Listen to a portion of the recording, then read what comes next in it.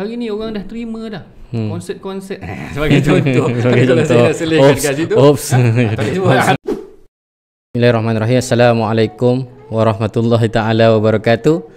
Alhamdulillah, hari ini kita bersama lagi dalam sesi sembang santai Ismah Nilai yang akan membincangkan tentang sebuah buku yang akan diterbitkan ataupun akan diedarkan. Akan dijual di Pesta Buku Antarabangsa Kuala Lumpur. Ya. Terbaru daripada Ustaz Dr. Ahmad Sanusi Azmi berkaitan dengan bertajuk Kritikan Orientalis Terhadap Al-Quran, insya-Allah. Jadi buku-buku ini kita akan jual di Reruai 3230 Pesta Buku Antarabangsa Kuala Lumpur, Dewan Tun Razak 3, insya-Allah. Kepada subscribers kami, jangan lupa untuk like, komen, share dan tekan butang loceng, insya-Allah. Okey Ustaz. Okey. Berkaitan dengan buku ni Ustaz, Kritikan Orientalis Terhadap Al-Quran. Okey. Siapa tu orientalis Ustaz? Okey. Terima kasih saudara PG, Hafizi untuk introduction tersebut. Secara umumnya orientalis ini adalah mereka yang mengkaji tentang timur.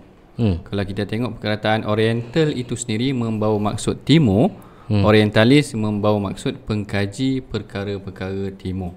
Yang ini dari aspek bahasanya sedemikian. Tetapi pada kurun yang ke-19 ataupun lebih tepat lagi pada tahun 1978, Edward Said seorang profesor di Columbia University, dia bagi satu kajian yang lebih radikal, yang mana dia melihat sebenarnya orientalism ini adalah satu kajian yang bersifat kritikan terhadap sumber-sumber Islam. Dia macam ni. Oriental ni memanglah maksudnya timur, tapi sebahagian besar daripada penduduk timur itu sendiri adalah Muslim. Jadi bila mereka kaji tentang Muslim, secara tak langsung orientalism tu melibatkan kajian, kritikan mereka yang secara ekstrim juga mungkin terhadap sumber umat Islam, tentang agama dan sebagainya. Itu yang dipersembahkan oleh Edward Said secara umumnya sedemikian dahulu tentang kajian mengenai tentang ketimuran.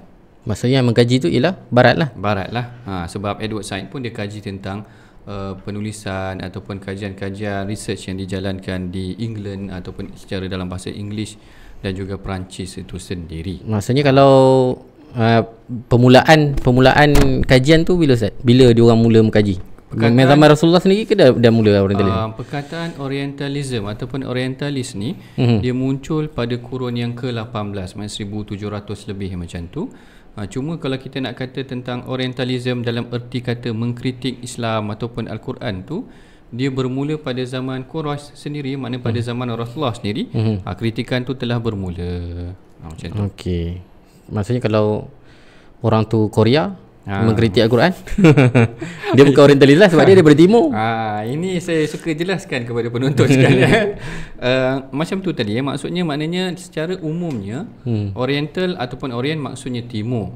Tetapi orientalism ini bila dah datang kepada Edward Said yang saya sebutkan tadi pada tahun 1978, dia bagi satu spesifik punya indication ataupun definition tentang dia kata Western Colonial Discourses juga sebenarnya adalah satu kajian barat yang bersifat penjajahan. Sebab tu kalau kita tengok banyak kajian-kajian mereka, Snokhorgronje ataupun macam mana saya pun tak tahu sebutan dia yang sebenar, ataupun even Napoleon sebenarnya sendiri, bila mana dia datang ke Mesir, dia datang dengan elemen-elemen penyelidikan. Maknanya bukan sekadar bawa tentera, tapi bawa penyelidik, researcher untuk tengok nature penduduk sedemikian. Orang macam ni macam mana nak pecahkan pegangan mereka. Sebab yang ni saya suka kongsi, walaupun mungkin tak ada dalam buku ni, tentang Snokhorgronje ni. Dia dihantar ke Belanda untuk kaji tentang bagaimana mengendurkan penentangan terhadap Indonesia kepada Belanda. Tapi bila dia dah lama tu, dia dan dengan perwatakan dia berjubah, dia boleh pula berbahasa Arab, orang tempatan suka, dan dia dikatakan kahwin dengan orang Indonesia, termasuklah orang Aceh tu sendiri barangkali. Dan dia mendapati kesimpulan laporan dia, dia kata sebenarnya penentangan ni datang banyak daripada pesantren ataupun pondok-pondok dan tok guru agama ni yang menimbulkan semangat jihad. Jadi dia kata untuk mengendurkan penentangan terhadap penjajahan, kita pisahkan masyarakat dengan sekolah agama. Jadi mereka dah tak pegang pada tok guru, pendidikan dan sebagainya. Jadi sebenarnya ini elemen penjajahan secara tak langsung, walaupun asalnya bersifat akademik. Sebab dia susah sebab ada banyak wayar di sini. Jadi sebenarnya Edward Said dia kaji, maknanya dari satu sudut memang dia bersifat akademik, tapi dari sudut yang lain dia sebenarnya pemisahan corak pemikiran antara barat dengan timur, dan lebih advance lagi dia kata sebenarnya dia adalah medium penjajahan secara tidak langsung. Maksudnya kritikan orientalis ni ialah tujuan dia ialah menjajah lah. Pada peringkat awalnya sedemikian. Sebab tu balik-balik kepada soalan saudara tadi mengenai tentang macam mana kalau orang Korea kritik tentang Al-Quran. Jadi susah juga sebenarnya dari sudut umum. Dari aspek bahasa dia boleh dinilai sebagai orientalis sebab dia mengkaji tentang timur juga walaupun dia orang timur. Ada yang kata lawannya adalah occidentalist. Tapi elemen yang kedua yang dinyatakan oleh Edward Said itu tadi tak ada. Maknanya apakah dia bersifat memang betul-betul dalam usaha dia meneroka, menjajah kawasan dan sebagainya, mungkin tak nampak. Mungkin dia dalam level yang pertama iaitu memang bersifat akademik sahaja, kaji tentang timur, kritik tentang Quran. Kita tak sukarlah sedikit. Lagipun memang apa kita kata, istilah orientalism ni memang dah melekat kepada western world tu sendiri tadi. Okey. Dua-dua boleh lah. Kalau kita nak kata dari aspek bahasa dia, boleh lah kita kata dia sebahagian daripada orientalis. Tapi kalau kita ambil dari aspek istilahnya, maknanya susah sikit nak dia melekat. Kalau kata Korea pun dia bukanlah sebuah negara penjajah kan. Bukan. Tapi kalau kita tengok orientalis ni dia kurun ke berapa tadi Ustaz? Kalau start perkataan tu kurun ke-18, 17. Kurun ke-18 lah. 17. Jadi kenapa lambat kurun ke-18 tu baru ada berkaitan dengan orientalis ni? Apa tujuan dia kurun ke-18 tu baru wujud? Okey, kalau kita tengok sebenarnya sistem penjajahan dia bermula lebih awal daripada itu, betul tak? Maknanya kurun ke-16, 15-11 Melaka jatuh. 15-11 betul kan? 15-11 tu sendiri.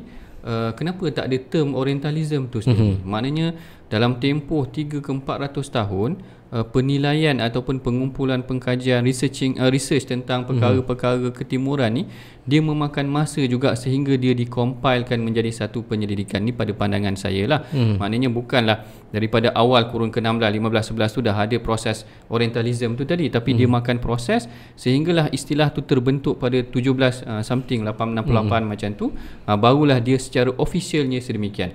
Tapi kalau kita balik pada awal tentang unsur-unsur yang kita kata unsur-unsur keagamaan yang mengkaji tentang timur ni, contohnya macam pihak gereja mendana golongan barat untuk kaji tentang timur, dia dah bermula pada kurun yang ke-10 lagi, 999 ada Gerbert yang mempunyai hubungan dengan gereja. Macam tu juga dengan Pirelli Arenare ni pada 1156 ni dia dah bermula dah. Maknanya antara golongan pendana terawal untuk kaji tentang timur, Al-Quran, bahasa Arab dan sebagainya sebenarnya adalah golongan gereja sendiri. Jadi kita nampak yang ni yang Syekh Mustafa Sibai kata sebenarnya dia adalah impact daripada kegagalan perang salib. Mereka meneroka dari aspek yang lain, maknanya dari aspek akademik, bagaimana mereka boleh untuk menguasai umat Islam. Dari aspek pemikirannya, hari ni orang dah terima dah konsert sebagai contoh. Kalau saya dah selesaikan kat situ, tak boleh sebutkan kaki. Jadi macam tu.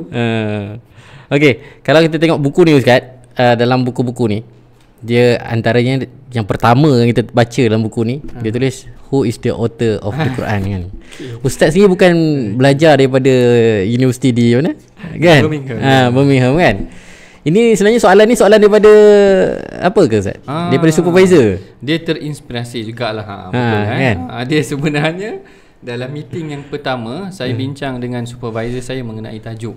Awalnya saya nak tulis tentang seorang pengkaji daripada Perancis, orang Arab, Muhammad Arkun nama dia.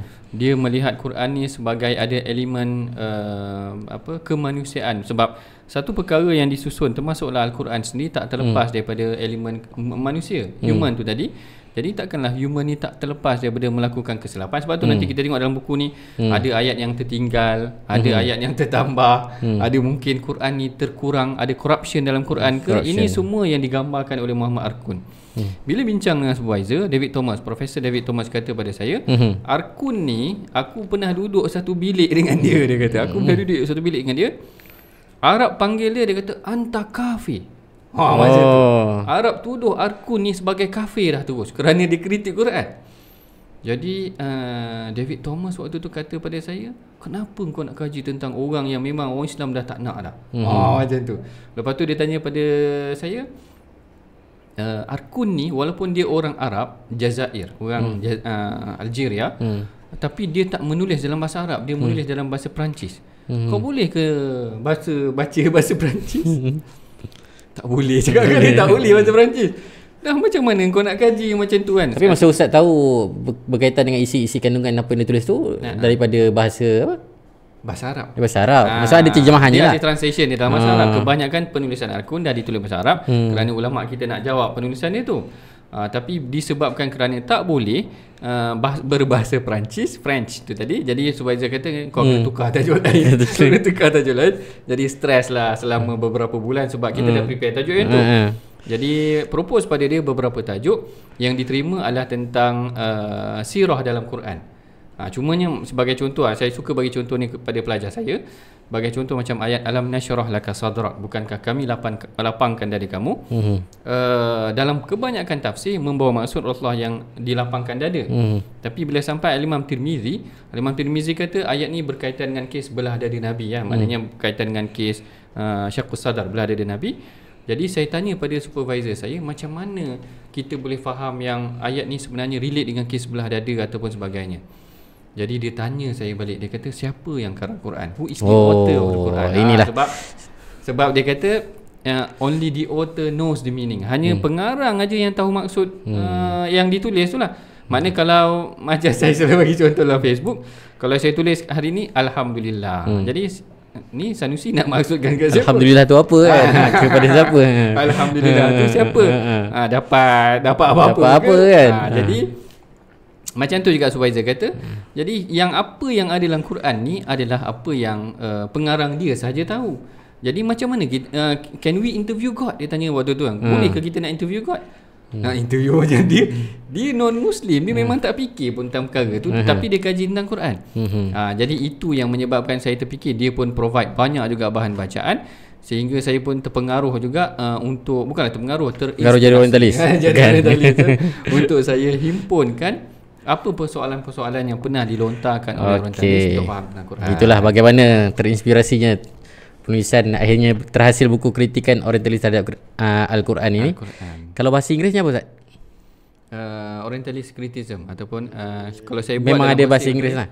Bahasa Inggerisnya bahasa Inggeris dia tentang Orientalism and the Quran, tentang orientalis dan Quran. Prolegomena tu adalah satu kritikan awal tentang Al-Quran tu sendiri. Okey, boleh dapatkan buku ni di Pesta Buku Antarabangsa nanti. Kalau kita tengok sikit dalam buku ni Ustaz kan, antara kritikan orientalis tu, memang kita nampak seolah kalau kita baca dari satu pihak orientalis sajalah, sudut pandang orientalis, memang kita rasa macam Quran tu banyak tak sempurna lah. Sebab dia kaji tu memang kaji tu secara mendalam melalui hadis-hadis dan sebagainya. Betul. Antaranya kritikan Abdullah bin Mas'ud kepada Zaid Harisah kan, seolah-olah dia dipinggirkan dan sebagainya. Kemudian ayat-ayat yang dari yang di dalam simpanan Sayyidatina Aisyah juga tak ditambah, tak dimasukkan oleh Zaid Harisah. Adakah betul sebenarnya kritikan orientalis tu Ustaz, bahawa Quran ni memang tak sempurna? Apa pandangan Ustaz? Tak betul. Jawapannya dalam buku ni lah. Tapi Ustaz terang sikit. Ya, lebih mudahnya sebenarnya tak betul lah. Sebabnya kritikan ni biasa. Bukan kritikan ni biasa, maknanya kita kena faham ada pengambilan teks-teks hadis ni kadang-kadang dia datang secara bersifat selektif. Maknanya kalau kita nak memburukkan satu perkara, kita akan ambil banyak elemen negatif yang mungkin kita akan kurang ambil perkara-perkara yang boleh memberikan bantuan terhadap kefahaman satu perkara. Saya bagi contoh macam mereka mengambil riwayat daripada Sayyidatina Aisyah, yang Aisyah kata bila sampai sahaja ayat hafizu ala salawati was salatil wusta, maknanya Aisyah ni suruh orang anak murid dia ataupun orang suruhan dia baca, bukan orang suruhan dia baca, orang suruhan dia tulis tentang Al-Quran, lalu dia pun tulis tentang Al-Quran ataupun tulis mushaf dia tu tadi, sehinggalah Aisyah kata bila sampai ayat daripada suratul Baqarah hafizu ala salawati was salatul wusta, iaitu jagalah solat ini tadi, tiba-tiba Aisyah bila sampai ayat tersebut dia tambah satu perkataan, solatul asar. Maknanya hafizu ala salawati wa salatul wusta ni, jagalah solat dan khususnya solat asar. Solat wusta, solat wusta. Solat wusta ni sebenarnya dia diterjemahkan dengan pelbagai makna. Macam-macam lah orang kata, termasuklah pandangan Sayyidatina Aisyah sebenarnya solatul wusta ni adalah solat asar. Jadi bila sampai Abu Yunus yang penulis dia tu tadi, bila nak menulis tentang ayat hafizu ala salawatul wusta ni, dia kata pada Aisyah, aku dah sampai ayat ni, nak tulis apa? Lalu Aisyah kata hafizu ala salawati wa salatil wusta wa salatil asri. Ada tambah salatil asar. Jadi kalau kita kaji tentang hadis ni, kita akan dapati sebenarnya ada penambahan ke ataupun ada pengurangan ke? Sebab solatul asar tu dah tak ada dah dalam mushaf kita. Seakan-akan ada penambahan. Jadi sebenarnya benda ni adalah satu perkara yang kita kata ziyadah tafsiriyah. Penambahan dalam bentuk penafsiran untuk nota peribadi Aisyah sahaja. Ini kita kena faham. Maknanya bukanlah penulisan tu adalah penambahan ataupun pengurangan daripada Quran, tetapi nota daripada Sayyidatina Aisyah sendiri. Tapi bila orang tulis baca, dia beranggapan sebenarnya mungkin Osman dah potong ayat ni sehingga kan perkataan solatul asar ni tak ada. Yang ni kita kena faham. Mungkin dia berlaku disebabkan kerana pemilihan nas ataupun kita kata selektif dalam penafsiran tentang sesuatu perkara yang akhirnya menyebabkan dia orang pun kata sebenarnya Quran ni banyak kurang, dan inilah yang didakwa oleh orientalis itu sendiri. Jadi kalau ikut pandangan Ibn Abbas kata Quran tu macam mana yang korang dia diturunkan, macam itulah yang ada sehingga pada zaman Quran tu dikumpulkan. Maksudnya kalau ayat-ayat Quran tu ada penambahan, pengurangan, nasakh mansukh tu, dia disusun oleh Zaid ke atau memang susunan tu daripada Nabi? Susunan tu daripada Nabi. Memang Zaid ada, ni akan mengumpulkan sahaja. Kalau kita tengok proses pengumpulan tu dilakukan oleh Zaid dengan sangat teliti. Maknanya proses tentang ayat tu telah dimansuhkan, sebenarnya para sahabat dah tahu, cumanya yang bertulis tu yang Zaid cari. Kalau tengok nanti dalam buku ni, tuan-puan boleh tengok, yang bertulis tu yang Zaid teliti betul-betul untuk semak sama ada benda tu betul ataupun tidak, ataupun ada nota tambahan daripada pemilik mushaf ataupun mushaf yang awal. Perkataan dikumpulkan, Ustaz, maksudnya dikumpulkan tu melalui hafazan para sahabat ke ataupun ada penulisan yang Okey. Pengumpulan kita panggil Jam'ul Quran. Pengumpulan Quran ni ada dua. Satu dengan fi sudur rijal, maknanya dalam dada para sahabat. Yang ni kebanyakan sahabat dengar. Tapi ada ayat yang memang diorang tak tapi yang menulis tu memang sangat tak ramai. Yang dicari oleh Zaid bin Thabit sebenarnya adalah yang dihimpunkan dengan penulisan. Kerana yang ni hafal, yang ni hafal, yang ni hafal. Dia dah tahu dah ini semua hafal. Tapi dia nak sahkan, verification dia adalah melalui tentang ada tak archaeological evidence ataupun hard evidence yang membantu apa yang telah dihafal tu tadi. Kerana nak pastikan memang hafalan dia dah betul lah, tapi disokong lagi dengan penulisan yang ditulis oleh para sahabat. Yang ni yang dicari oleh Zaid bin Thabit. Akhirnya dalam pengumpulan tersebut kita akan jumpa ada hadis kata dia tak jumpa kat sini, dia tak jumpa kat sini. Akhirnya jumpa pada orang-orang yang tertentu. Okey, kalau Ustaz jawab yang tu, surah Al-Fatihah tak ada dalam simpanan Ibnu Mas'ud. Okay. Kan surah Al-Fatihah, apa lagi surah Al-Falaq kan tak ada dalam simpanan Ibnu Mas'ud. Kemudian surah Al-Fatihah ni kalau kita baca dia umpama doa saja kan. Betul, dan betul. Banyak doa-doa yang tidak ditulis pun oleh para sahabat ataupun dituduh sebagai ayat Quran lah kan. Betul. Jadi orientalis kata Al-Fatihah tu kan pun sebenarnya bukanlah daripada sepatutnya di dalam Al-Quran tu kan. Kan sama bila disebut iyyaka na'budu wa iyyaka, seolah-olah Allah ke yang turunkan benda tu atau itu sekadar doa saja. Betul.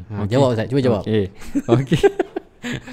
Yang ni kita panggil sebagai dia macam ni. Ada beberapa surah dalam mushaf Abdullah bin Mas'ud tak ada. Contoh tentang suratul Fatihah tak ada, Qul a'udzu birabbil falaq dengan Qul a'udzu birabbin nas tak ada. Yang ni banyak jawapan. Jawapan yang pertama yang disebutkan oleh Al-Imam Ibn Hazm, dia sebenarnya menyentuh mengenai tentang bagaimana kita nak sahkan yang tiga surah ni ada adalah kita cek melalui qiraat. Bila mereka cek melalui qiraat Zir kalau tak silap saya ataupun qiraat daripada Al-Imam Asim yang ambil bacaan tu daripada Zir bin Hubaish, dan Zir ni dia ambil bacaan daripada Abdullah bin Mas'ud. Bila mereka tengok qiraat ni memang ada bacaan 3 surah tu, bererti sebenarnya Abdullah bin Mas'ud iktiraf Al-Quran dia 3 surah ni sebagai sebahagian daripada Quran. Cumanya kenapa persoalan dia, kenapa dia tak letakkan dalam mushaf dia? Yang ni yang dijawab oleh Al-Imam Ibn Qutaybah, agak menarik. Dia kata sebenarnya pada peringkat awal pengumpulan Al-Quran, surah-surah yang ditulis sebenarnya adalah surah-surah yang agak panjang. Maknanya mushaf ni berperanan sebagai alat bantuan penghafalan sahaja.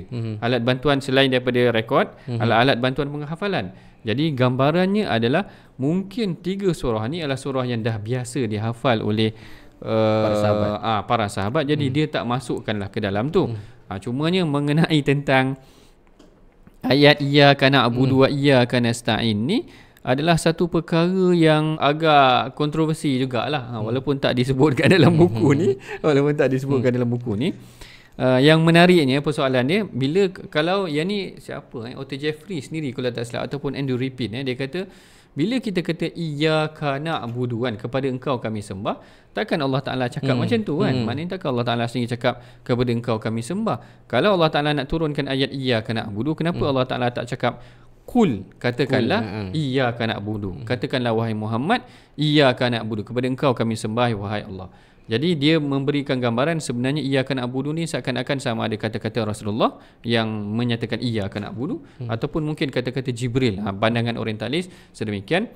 Dia sebenarnya boleh dijawab dengan bila situasi yang Allah Ta'ala kata wa yas'alunaka anil khamr kul, ataupun Allah Ta'ala bila dia ditanya oleh para sahabat ataupun orang-orang beriman, yas'alunaka madza yunfiqun, katakanlah wahai mereka bertanya kepada engkau kat mana kami nak infak, qul ma anfaqtum min khairin, katakanlah wahai Muhammad, bila orang minta begitu. Kalau kita tengok tadi, maknanya kenapa tak iyyaka na'budu tu Allah Ta'ala tak kata qul iyyaka na'budu. Jadi sebenarnya bila kita tengok dalam ayat Quran, sebenarnya ada beberapa keadaan yang memang Allah Ta'ala tak turunkan kul pun. Maknanya bila orang Islam tanya yas'alunaka madza yunfiqun qul ma anfaqtum, mereka tanya engkau tentang bagaimana nak infak, menyumbang, qul ma anfaqtum, katakanlah wahai Muhammad, katakanlah sedemikian. Tapi ada ayat yang Allah Ta'ala tak sebut katakanlah. Sama juga macam wa idza sa'alaka ibadi anni, bila hamba aku tanya tentang aku, fa inni qarib, dia terus cakap aku dekat, maknanya aku terus dekat dengan kau. Sama juga tentang doa, maknanya iyyaka na'budu ni tadi adalah satu perkara yang sangat dekat. Allah Ta'ala maknanya mungkin dia tidak diturunkan dengan perkataan qul iyyaka na'budu, tetapi terus lafaz yang diajarkan kepada Rasulullah supaya ungkapkan lafaz sedemikian, iyyaka na'budu, kepada engkau kami sembah, tanpa diletakkan perkataan qul dan sebagainya, kerana ianya adalah satu perkara yang telah diwahyukan kepada Rasulullah. Rasulullah lafaz sahaja sedemikian. Boleh kalau orang argue macam tu, maknanya boleh sahaja kita jawab ada sahaja ayat-ayat yang menggambarkan memang dia diungkapkan oleh lafaznya daripada Allah Ta'ala, dan dia tidak menafikan pun status wahyu suratul Fatihah itu sendiri. Begitulah keadaannya. Agak berat perbincangan hari ini. Tapi kalau nak tahu lebih lanjut, dapatkanlah buku ni, Kritikan Orientalis Terhadap Al-Quran. Ini baru kritikan terhadap Al-Quran, Ustaz. Betul. Dan lebih advance lagi sekarang ni, dia dah mula mengkritik Islam, dan ada pula yang kata Islam pun membenarkan LGBT dan sebagainya. Tu dah ada advance lah kan. Ada. Dan kalau dia orang kaji lagi, Ustaz, agaknya macam-macam lagi hadis yang keluar dan membenarkan perkara ni, Ustaz. Sebab orientalis ni nampak cara tu dia orang memang betul-betul kaji lah kan. Okey. Tapi kita pula leka, Ustaz kan. Kita taklah pula mengkaji. Ustaz, kesimpulan sikit, Ustaz. Nasihat sikit orang supaya teruskan belajar.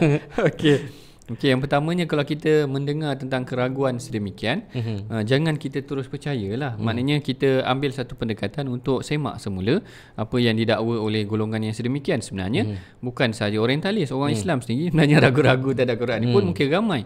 Dia kata kenapa pula dalam Quran kata lelaki dapat lebih, perempuan dapat kurang kalau dalam bab miras. Quran juga ada yang tolak hadis juga. Tolak hadis ada juga lagi. Jadi yang ni yang kita kata, maknanya apa yang sampai kepada kita nak kena kaji ataupun nak kena semak juga.